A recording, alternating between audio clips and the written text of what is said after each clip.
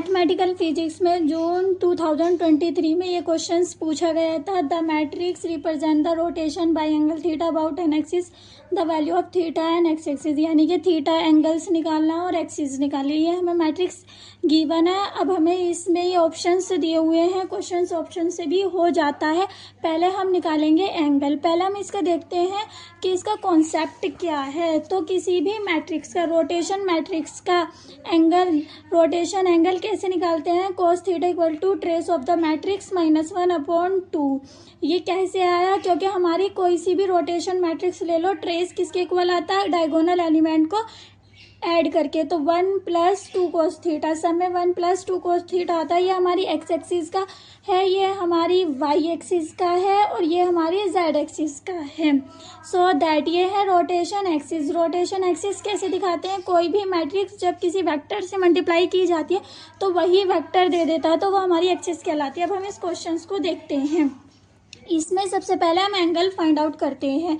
Angle of rotation matrix cos theta equal to trace of the matrix कितना आएगा? -1 minus के 1/3 plus के 1/3, यानी कि माइनस करने पर -1 आया। cos theta equal to -1, cos theta में -1 कितना होता है? cos 180 की वैल्यू होती है। cos से cos कैंसिल, यानी कि थीटा इक्वल टू 180, और इसे पाई कहते हैं। यानी कि हमारा सी और डी ऑप्शंस में से एक है। ए बी में π/2 है तो पाई एंगल बना रहा है। अब हम इसकी निकालते हैं। एक्सिस निकालने के लिए हमें फॉर्मूला लगाना पड़ेगा r × n = n, यानी कि मैट्रिक्स को किसी वेक्टर पर अप्लाई करने पर वही वेक्टर हमें वापस मिल जाए। सो दैट इसमें हम ऑप्शंस का यूज़ करेंगे। जैसे कि हमारा ऑप्शन 3 है, मैट्रिक्स के साथ अगर हम ये वेक्टर ले तो ये हमारी मैट्रिक्स हो गई। ये 0 माइनस के √2/3 1/3 हमारे वेक्टर हो गए, और इसकी मल्टीप्लाई करने पर हमें सेम वेक्टर नहीं मिला। इसकी इसमें मल्टीप्लाई, इसकी इसमें ये करने पर हमें ये वेक्टर मिला। यहाँ माइनस है, यहाँ प्लस है, यहाँ प्लस है, यहाँ माइनस है। सो दैट ये ऑप्शन हमारा नहीं है। अब हम ऑप्शन चेक करते हैं डी। हमने मैट्रिक्स की एक वेक्टर के साथ मल्टीप्लाई करी, क्या हमें सेम वेक्टर मिलेगा?